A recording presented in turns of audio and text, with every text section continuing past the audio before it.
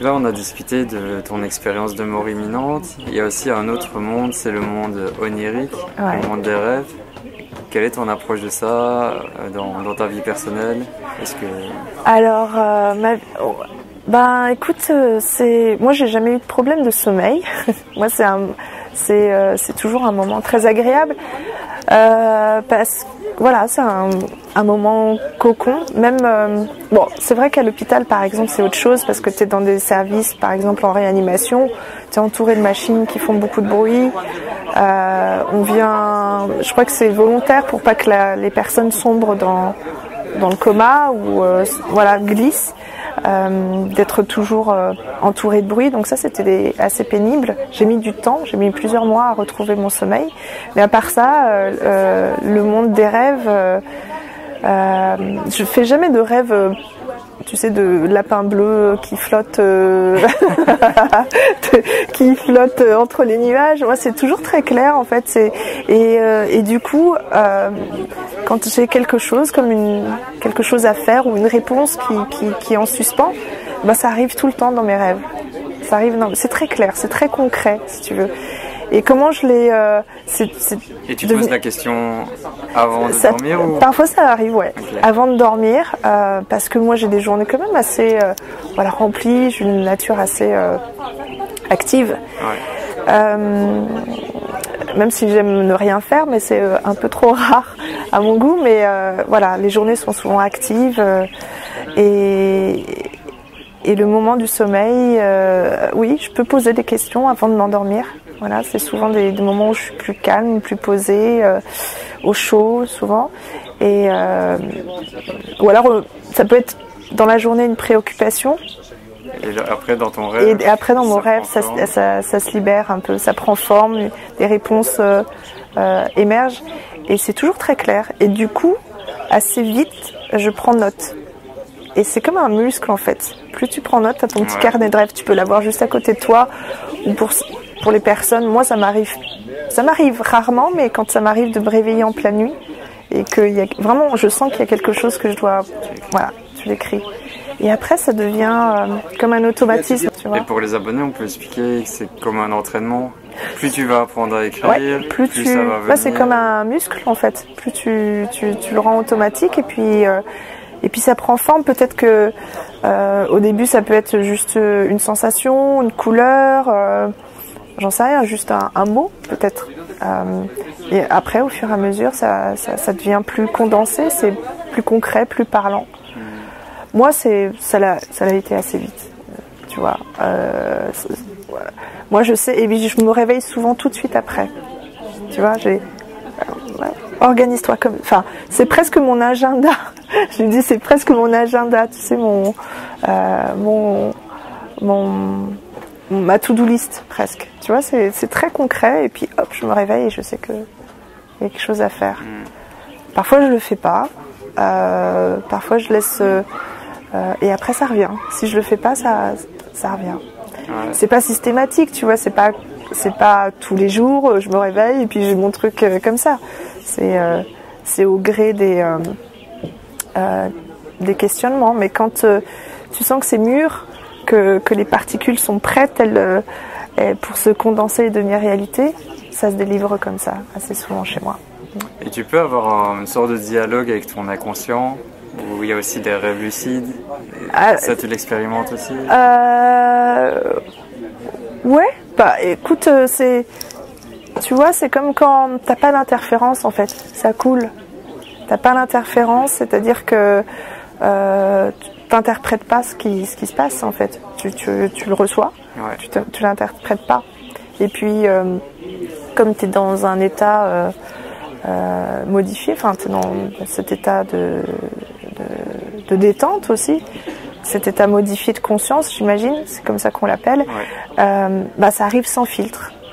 C'est un peu comme dans le désert. Moi, dans le désert, mes rêves sont très lucides, extrêmement lucides, parce que c'est une disposition de l'esprit, j'en sais rien. Est-ce que c'est le lieu, est-ce que c'est l'énergie du lieu? J'ai pas de réponse à ça, mais en tout cas, pareil, dans le désert, c'est très lucide, c'est très concret, ça me donne de grandes pistes en fait. Ouais, alors ça peut être ce que tu dis, les rêves lucides. Voilà. Et tu connais le terme rêve lucide? J'ai entendu, tu es dans ton rêve. Et tu dialogues avec toi-même. Et tu prends conscience que tu es dans ton rêve.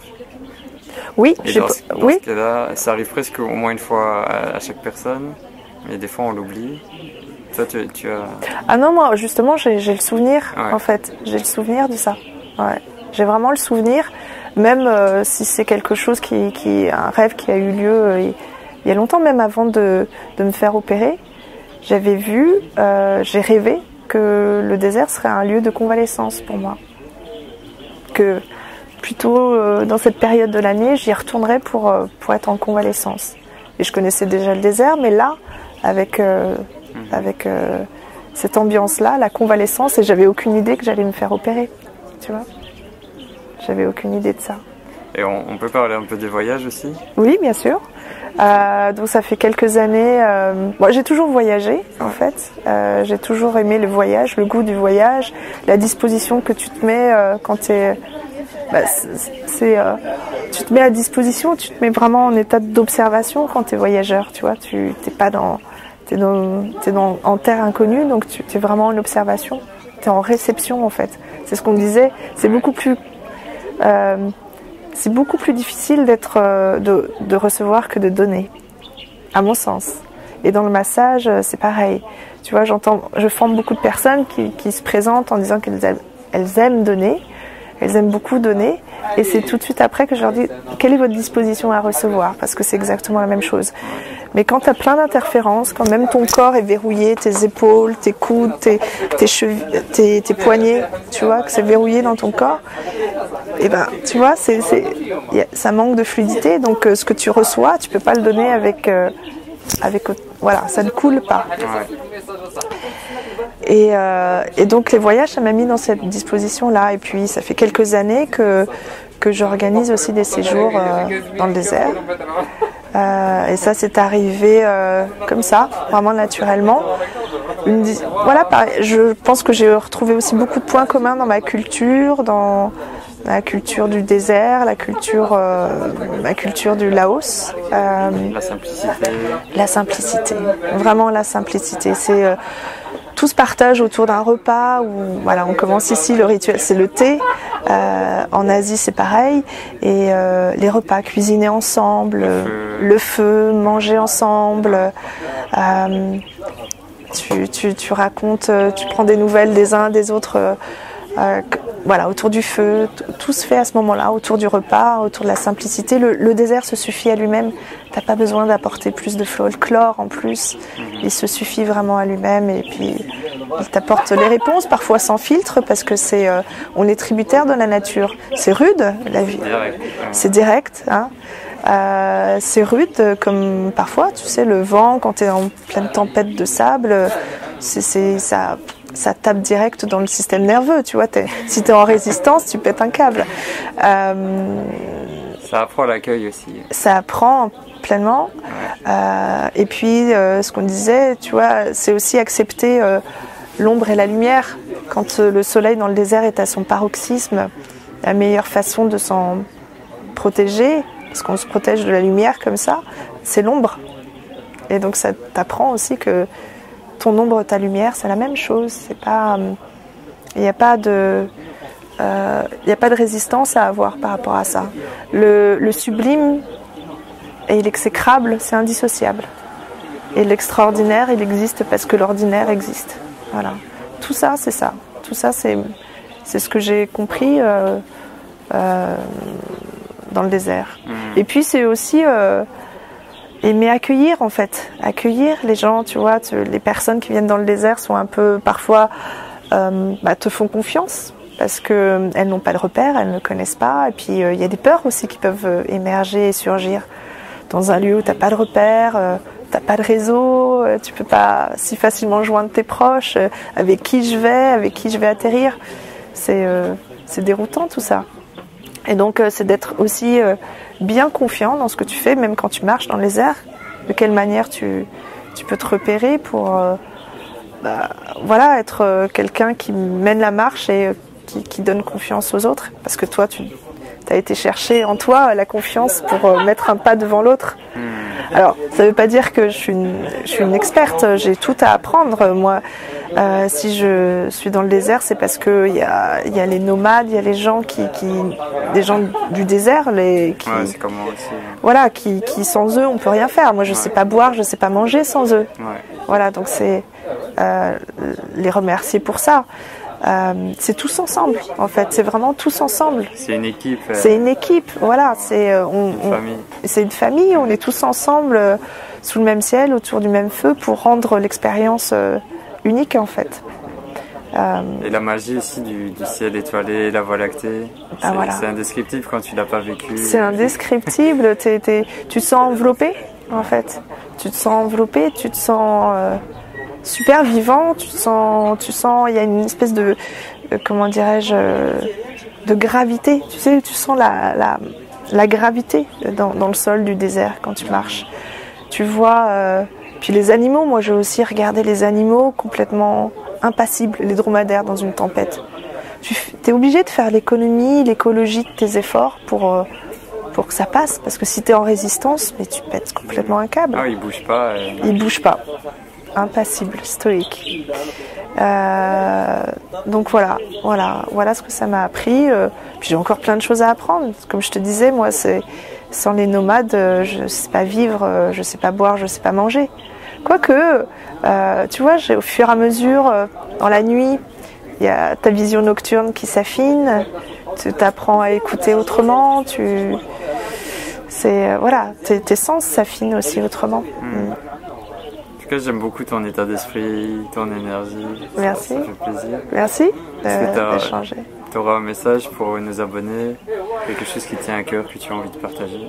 Alors, dans ce que j'ai pu dire, tu vois, en parler, je me suis dit, est-ce que c'est impudique de parler de choses aussi personnelles? Et en fait, non, parce que ça n'empêche pas que je suis quelqu'un de pudique. Ça ne change rien à ça. Mais si ça peut toucher une personne qui peut-être traverse un moment difficile ou qui la peur, c'est qu'on peut s'en sortir, parce que je reviens de loin. J'avais plus du tout d'énergie. C'était de retrouver cette énergie. Et aujourd'hui, je continue dans le massage à transmettre. Ça m'a validé dans ce que dans ma voix, en fait, dans ce que je suis douée, enfin voilà, dans ce que j'aime faire vraiment. En fait, c'est une sorte de preuve vivante que même si tu traverses vraiment une épreuve hyper difficile, tu peux vraiment te relever et te transformer en force. Oui, tu le transformes, tu le transmutes. En fait, ouais. C'est vrai, on a tous nos blessures. En fait, ta véritable force, c'est d'accepter ta vulnérabilité. C'est ça ta force, en fait. Tu le transmutes. Et ça prend du temps, tu vois. Ça va aussi dans la connaissance de soi. C'est te connaître toi-même et de jamais attendre, de jamais donner les pleins pouvoirs à quelque chose d'extérieur de toi-même. Tu vois, les réponses, elles sont à l'intérieur. Ça prend du temps, et puis parfois tu peux juste avoir un déclic et ça arrive. Et j'ai aussi vu beaucoup à l'hôpital des personnes qui terminent leur jour seules. Parfois avec des regrets de ne pas avoir dit ou de ne pas avoir fait, de s'être parfois trop consacrés à leur carrière, de s'être fâchés avec des personnes qu'elles aimaient, d'avoir coupé les ponts pendant trop longtemps, trop d'années. Donc c'est aussi très important de dire aux personnes qu'on aime, qu'on les aime. Ouais. Voilà, parce que ça peut aller vite, tu vois. Et c'est dommage de vivre les derniers instants de sa vie et d'avoir des regrets.